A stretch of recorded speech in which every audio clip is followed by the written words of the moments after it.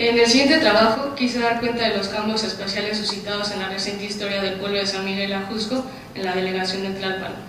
Me enfocaré en el cambio de uso de suelo de dicha región, ya que goza de características muy particulares y relevantes no solo localmente, sino a una escala mucho más grande como la del Distrito Federal.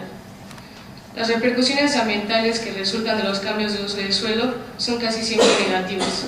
Son efectos sobre el suelo de conservación difícilmente reversibles y extremadamente complejos, ya que, como veremos a continuación, no son provocados por una sola causa. Para explicar la idea gráficamente, hice un diagrama muy sencillo donde planteo los cambios de uso de suelo, de manera que el uso del territorio forestal se ve sustituido por el uso agrario, que a su vez se ve modificado por el uso habitacional. La estructura de la ponencia consiste en una introducción histórica, seguido de información sobre el Distrito Federal y Tlalpan, que consideré útil en la formación de contexto de San Miguel Ajusco, acompañado de anotaciones teóricas y pistas del problema en cuestión. Posteriormente, hago una descripción de la situación de los asentamientos humanos irregulares en San Miguel Ajusco y de las repercusiones ambientales que son parcialmente desencadenadas por estos. Para variar, terminaré con las conclusiones en las que vuelvo a presentar el diagrama territorio forestal, uso agrario, uso habitacional, y menciono un par de explicaciones teóricas que exponen posibles razones de la situación planteada. La siguiente diapositiva. Generalidades históricas. Es importante contar con un plano histórico de la propiedad social en territorios de conservación, ya que las particularidades que ésta presenta en México muchas veces se debe a elementos históricos que, al tomar en cuenta, pueden indicar posibles explicaciones y soluciones para el problema. La propiedad social, al igual que la propiedad privada, existe en México desde la época prehispánica.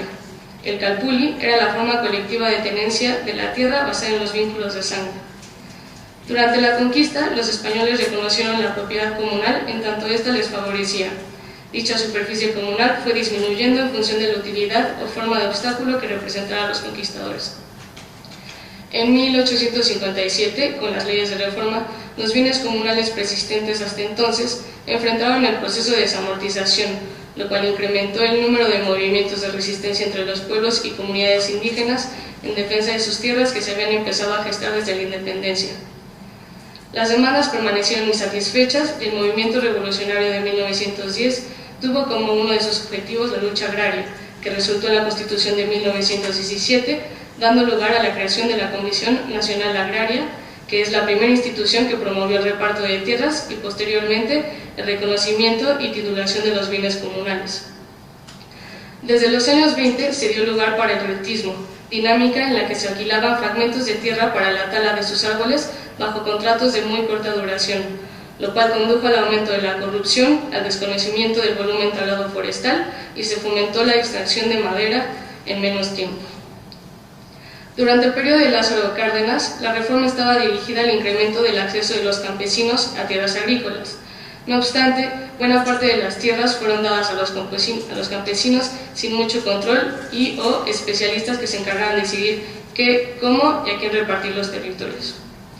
En una entrevista que realicé a un poblador de San Miguel Ajusco, el entrevistado, don Gregorio Fuentes Arenas, mencionó que entre la década del 40 y la década del 70 aumentó la tala clandestina y se acabó el monte. Agregó que gente del pueblo aprovechó la oportunidad de empleo en la tala, no necesariamente clandestina. En el caso particular de San Miguel Ajusco, la empresa más grande dedicada a la tala era Loreto y Peña Pobre. Alrededor de 1968 la fábrica cerró y la tala clandestina empezó poco después. Ya no lo utilizaban para papel, sino como cerradera para madera. Entonces ahí ya no la escogían, dice el entrevistado. De 1970 a 1976, con Luis Echeverría como presidente de la República, el descontento campesino logró una reactivación del reparto agrario y expropiación de latifunios. Esta vez, el 65% de los bosques fueron repartidos y convertidos en propiedades ejidales y comunales. En la década de los 90 nació un nuevo concepto de áreas naturales protegidas, que son las reservas de la biosfera. Muchas veces estas nuevas áreas de conservación coincidieron con territorios ejidales y comunales. El carácter de las reservas de la biosfera permitió a los dueños conservar su propiedad, pero bajo fuertes restricciones. Al mismo tiempo, el gobierno de Carlos Salinas de Gortari pretendió aumentar la autonomía de los ejidos, reduciendo el apoyo financiero, la participación estatal, mientras que posibilitaba privatizar los terrenos ejidales. Con Fox, el cambio y la llegada del nuevo milenio, se aumentó el presupuesto a todos los programas forestales. Sin embargo, me parece que dicho aumento de presupuesto no es el único elemento necesario para que los programas funcionen. Hasta que estos no estén lo suficientemente bien planeados y coordinados como para integrar todas las aristas del problema que implica el cuidado y el aprovechamiento de los bosques mexicanos y la atención a las comunidades que los habitan y explotan, aumentar el presupuesto no mejorará en nada. La siguiente diapositiva. Distrito Federal. La deforestación es una de las causas de la pérdida de ecosistemas en las zonas del suelo de conservación, que en el caso del Distrito Federal representa el 50% del territorio, y su valor es impensable para el sostenimiento de la ciudad, ya que genera un importante número de servicios ambientales imprescindibles para el mantenimiento de la calidad de la vida de sus habitantes. Entre otras causas, la degradación del suelo de conservación, la principal es el crecimiento de la mancha urbana. Peter Ward expone en El crecimiento urbano y la ocupación del espacio que en el Distrito Federal las oportunidades de crecimiento físico están más restringidas por la escasa disponibilidad de terrenos apropiados y señala que las faldas del Ajusco son una de las principales zonas de conflicto, es decir, que coloca esta zona como uno de los destinos predilectos para aquellos engrandecedores de la mancha urbana. Siguiente. Tlalpan.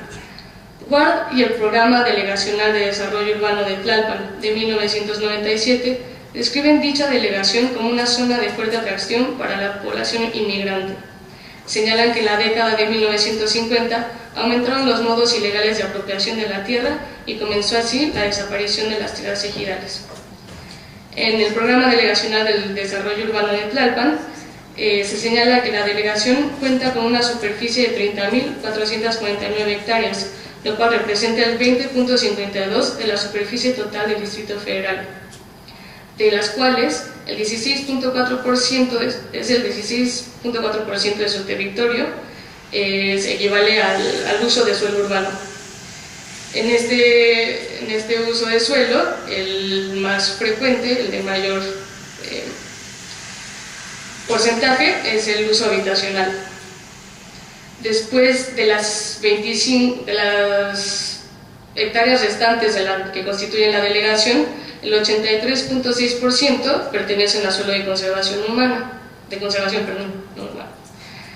Después, cálculos aproximados basados en el censo del 2000 revelaron que el suelo de conservación habitaban aproximadamente 107.309 personas, que equivale al 21% del total de la población de la delegación.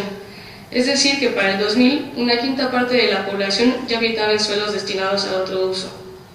Por otro lado, están también las áreas naturales protegidas, que ocupan una superficie de 8.73% del total de la identidad. La siguiente. En la delegación de Tlalpan, la historia sobre la tenencia de la tierra comenzó en 1922, cuando la Secretaría de la Reforma Agraria realizó la primera dotación de la tierra al ejido de Huipulco. De ese año a 1976 se dotó de tierras para su uso ejidal a 8 poblados aproximadamente. Fueron los núcleos agrarios de Ajusco y Topilejo los últimos con reconocimiento y titulación de los bienes comunales, en 1975 y 1976 respectivamente. Ajusco y Topilejo no cuentan con un reglamento interno y son los únicos núcleos agrarios comunales, no ejidales. El núcleo de San Miguel Ajusco contaba con 14.100 hectáreas en el momento de su reconocimiento, mientras que en el momento de su consideración para el programa de desarrollo delegacional en el 2010 ya solo eran 7.456 hectáreas. En un principio, el objetivo de la conformación de los ejidos era que dichas tierras se destinaran a la agricultura. No obstante, según don Gregorio Fuentes, el habitante de la Ajusco al que entrevisté, Poco antes de la creación de los núcleos, el Ajusco ya era muy productivo. Explicó que esto se mantuvo, en realidad, hasta el 58, cuando se construyó la carretera panorámica, que abre camino a través del pueblo. Habiendo dicho lo anterior, es más factible imaginarse el proceso de cambio de uso de suelo que expuse al principio y que me fue explicado por el biólogo y jefe de la Unidad Departamental de Monitoreo e Impacto Ambiental, Jorge Adrián Pérez, de la Delegación de Tlalpan. Es decir, que de ser originalmente territorio forestal, las reformas agrarias promovieron un uso para el cultivo, y así se da el primer cambio, de la etapa forestal a la agrícola. Posteriormente, con la construcción de la carretera panorámica, el crecimiento de la mancha urbana y sus correspondientes vialidades, se ha promocionado el uso habitacional de estas zonas. La siguiente. Ajusco y San Miguel Ajusco. La importancia ecológica de esta sierra ha sido reconocida desde 1936, año en el cual se decretó el Parque Nacional Cumbres del Ajusco, con una superficie de 727 hectáreas en el Ajusco Medio. La siguiente. De estas 727 hectáreas, 92.71 están ocupadas por 19 asentamientos humanos irregulares. De todo el Distrito Federal, la zona de los poblados de la Delegación de Tlalpan es donde más se concentran estos asentamientos irregulares. Se trata de 191, que equivalen a 1.129.75 hectáreas. En cuanto al régimen de propiedad, el 81.3% de los asentamientos se encuentran en propiedad social, 11% en propiedad privada y 7.6% en propiedad pública. Como ya señalé antes, el crecimiento poblacional a causa de los migrantes es fuerte en el caso de Tlalpan, y de los pobladores de los asentamientos humanos irregulares no son excepción. La gran mayoría de estos sigue una ruta migratoria que inicia en sus estados de origen: Guerrero, Hidalgo, Guanajuato, Michoacán, Veracruz, Oaxaca y el Estado de México principalmente. Llegan a la Ciudad de México, a colonias populares, mientras logran adquirir un terreno en las afueras de los poblados de Tlalpan. Mike Davis agrega que en espacios periurbanos, lugares que se encuentran entre el campo y la ciudad, como San Miguel Ajusco, encontramos también trabajadores rurales atrapados por la manufactura de baja remuneración y residentes urbanos que se desplazan diariamente para trabajar en la industria agrícola. En el mismo sentido, Daniel López García y José Ángel López López explican también que el proceso de expansión capitalista es muy visible en cuanto a los usos de suelo. La dinámica general es la progresiva desaparición de los rasgos rurales para ir dando paso a los urbanos. La expansión de la ciudad genera en los espacios rurales procesos como la relocalización periférica de las actividades económicas, lo cual hace que el campo como actividad económica principal se vaya abandonando. La siguiente.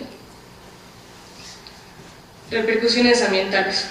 Por último, voy a señalar las repercusiones ambientales ocasionadas directamente por los asentamientos humanos irregulares que participan en el desarrollo de la mancha urbana. Antes, cabe repetir que estos no son la única causa del deterioro ambiental y mucho menos los únicos responsables del ensanchamiento de la ciudad. La siguiente información trata de la delegación de Tlalpan sin hacer distinción con San Miguel Ajusco. No obstante, es igualmente útil ya que este poblado cuenta con las características mencionadas. Se calcula que a partir de 1958 el área urbana se ha expandido en 6.796 hectáreas, siendo hasta finales de los 60 y principios de los 70 y principios de los 80 que ésta rebasó los límites del suelo de conservación ecológica. Considerando lo señalado por el Programa Delegacional de Desarrollo Urbano de Tlalpan, la versión del 97, y la situación actual del territorio, se han perdido 55.20 hectáreas del suelo clasificado como preservación ecológica. La existencia de los asentamientos humanos irregulares se traduce en severas presiones sobre el suelo de conservación. En el Programa de Desarrollo Delegacional se elaboró un pronóstico de lo que ocurrirá si se mantiene la actual dinámica de la población en zonas rurales ubicadas en el suelo de conservación. Básicamente se agravará el saneamiento, seguirá creciendo la mancha urbana y las deficiencias de la ley continuarán alentando el mercado ilegal de la tierra, entre otros puntos. La siguiente. Para concluir, quiero reafirmar que la situación de los usos de suelo y los asentamientos humanos irregulares es muy compleja. Elementos como los descuidos gubernamentales, por ejemplo, la mal planeada distribución a campesinos de territorios forestales e inadecuados para el uso agrícola en el periodo cardenista, o como el establecimiento de reservas de la biosfera en terrenos ejidales y comunales, más las condiciones sociales y económicas de la mayor parte de la población que han habitado San Miguel Ajusco, migrantes y de carácter popular, dan cuenta de la multicausalidad que produce el estado de suelo actual. La descripción que acabo de hacer solo sirve para dar cuenta de esta diversidad y amplitud del problema desde diferentes perspectivas, a diferentes niveles y a partir de varias fuentes de información. Podemos constatar un cambio en las formas de uso del suelo y pensarlo como el proceso de 3 etapas. En un primer momento se pasó de un territorio forestal, considerado incluso como parque nacional, a núcleos agrarios que perjudicaron el bosque y propusieron su tala desmedida e introducción de una fuerte injerencia humana. En un segundo momento, tenemos la etapa actual, que cuenta con asentamientos humanos irregulares jurídicamente, pero regulares en tiempo y en expansión. Se puede atribuir la calidad y cantidad de cambios en dicha región a la expansión de la mancha urbana promovida por la ciudad industrial, cuyas bases están en el pensamiento moderno como pilar y aplicación en la dinámica de producción capitalista neoliberal, de la cual todos hemos escuchado hablar. Para José Luis Lezama, la ciudad industrial descuidó su propio entorno, destruyó el medio ambiente natural, tanto en el interior como en el exterior de la ciudad. Él explica que un factor relevante que influyó en dicho descuido es que los valores individuales empezaron a tener más peso que los colectivos. Otra de las posibles explicaciones o elementos considerables para la elaboración de una explicación de estos cambios es la relación que guardan los grupos sociales con el espacio que habitan.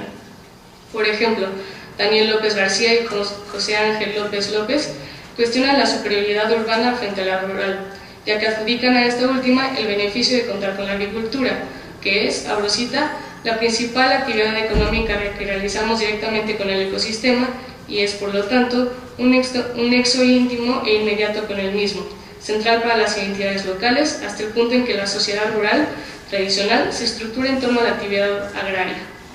Además, la práctica agrícola y su articulación con el sistema sociocultural local son la garantía del mantenimiento de los recursos naturales. Cierro cita. Habiendo un deterioro de la actividad agrícola en la zona de San Miguel Ajusco por el reuso de su espacio como asentamiento humano, el vínculo y cuidado con el espacio posiblemente disminuye y repercute en las condiciones de los recursos y servicios naturales. De forma similar se expresa Enrique de la Cebo Ibáñez cuando habla del concepto de arraigo a un espacio. Habla de la necesidad de una construcción personal y colectiva con el espacio que resulta en un enraizamiento del hombre en un ámbito de convivencia que determina su arraigo, espacio, socio y cultural.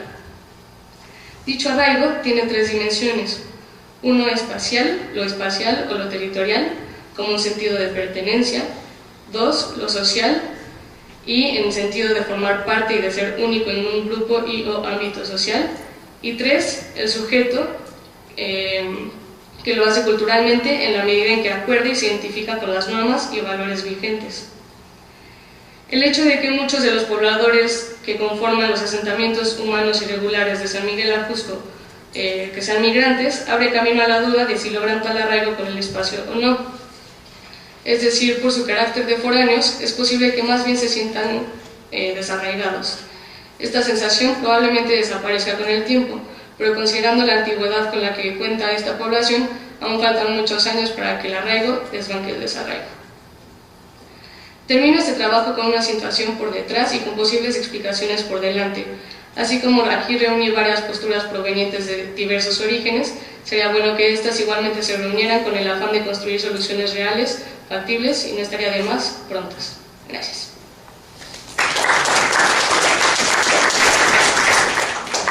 Gracias, Valentina.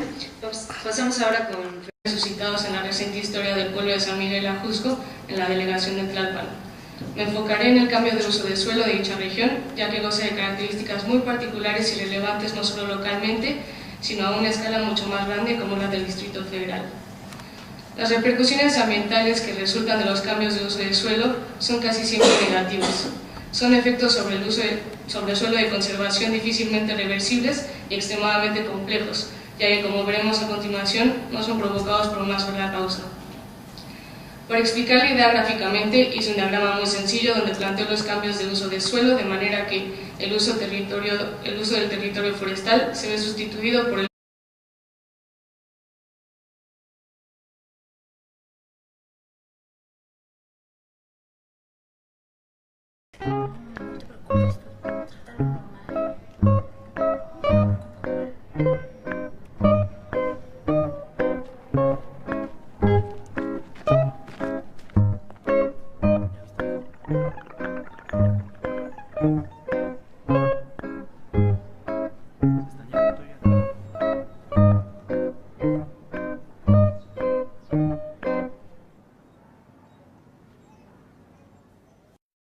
En el siguiente trabajo quise dar cuenta de los cambios espaciales del uso agrario, que a su vez se ve modificado por el uso habitacional. La estructura de la ponencia consiste en una introducción histórica, seguido de información sobre el Distrito Federal y Tlalpan, que consideré útil en la formación de contexto de San Miguel Ajusco, acompañado de anotaciones teóricas y pistas del problema en cuestión. Posteriormente, hago una descripción de la situación de los asentamientos humanos irregulares en San Miguel Ajusco y de las repercusiones ambientales que son parcialmente desencadenadas por estos. Para variar, terminaré con las conclusiones en las que vuelvo a presentar el diagrama territorio forestal, uso agrario, uso habitacional y menciono un par de explicaciones teóricas que exponen posibles razones de la situación planteada. La siguiente diapositiva. Generalidades históricas. Es importante contar con un plano histórico de la propiedad social en territorios de conservación, ya que las particularidades que ésta presenta en México muchas veces se debe a elementos históricos que al tomar en cuenta pueden indicar posibles explicaciones y soluciones para el problema. La propiedad social, al igual que la propiedad privada, existe en México desde la época prehispánica. El calpulli era la forma colectiva de tenencia de la tierra basada en los vínculos de sangre. Durante la conquista, los españoles reconocieron la propiedad comunal en tanto ésta les favorecía. Dicha superficie comunal fue disminuyendo en función de la utilidad o forma de obstáculo que representaban los conquistadores. En 1857, con las leyes de reforma, los bienes comunales persistentes hasta entonces enfrentaron el proceso de desamortización, lo cual incrementó el número de movimientos de resistencia entre los pueblos y comunidades indígenas en defensa de sus tierras que se habían empezado a gestar desde la independencia. Las demandas permanecieron insatisfechas y el movimiento revolucionario de 1910 tuvo como uno de sus objetivos la lucha agraria, que resultó en la Constitución de 1917, dando lugar a la creación de la Comisión Nacional Agraria, que es la primera institución que promovió el reparto de tierras